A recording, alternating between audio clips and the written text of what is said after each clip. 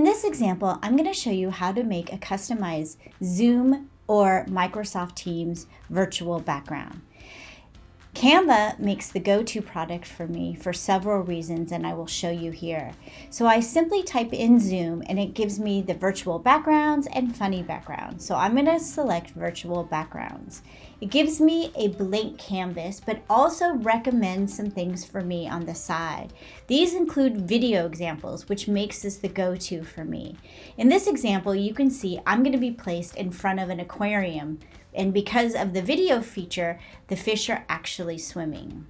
I could make a virtual background in something like Google Slides or PowerPoint, but because Canva gives me these videos and makes it easy for me to find examples, this is my go-to.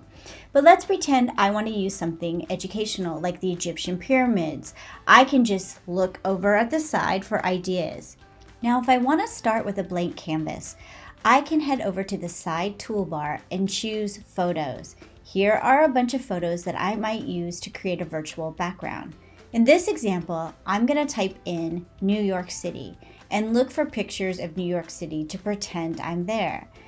I'm going to choose the one at the top, and then when I select it, I do have to resize it to fit my canvas. That's easy enough to do, and so I'm resizing it here.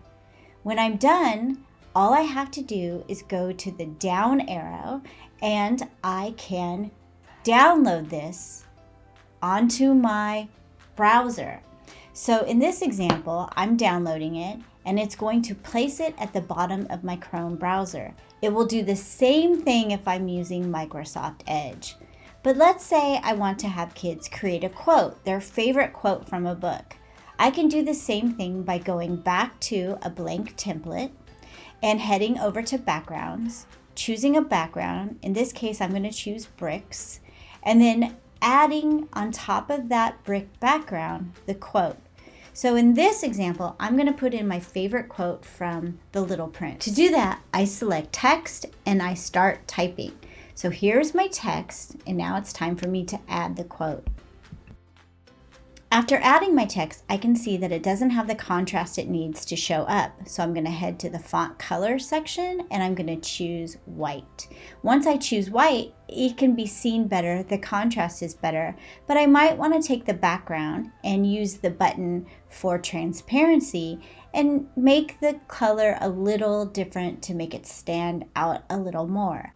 Now I have a quote that I can use as a background and have all other students do the same thing so we can compare our favorite ideas from one of the books that we're reading. At this point, I might want to ask students to choose an image that goes with the quote as their background. That way, it brings the quote more to life and shows me their true understanding of the idea. This is how you make virtual backgrounds in Microsoft Teams and in Zoom.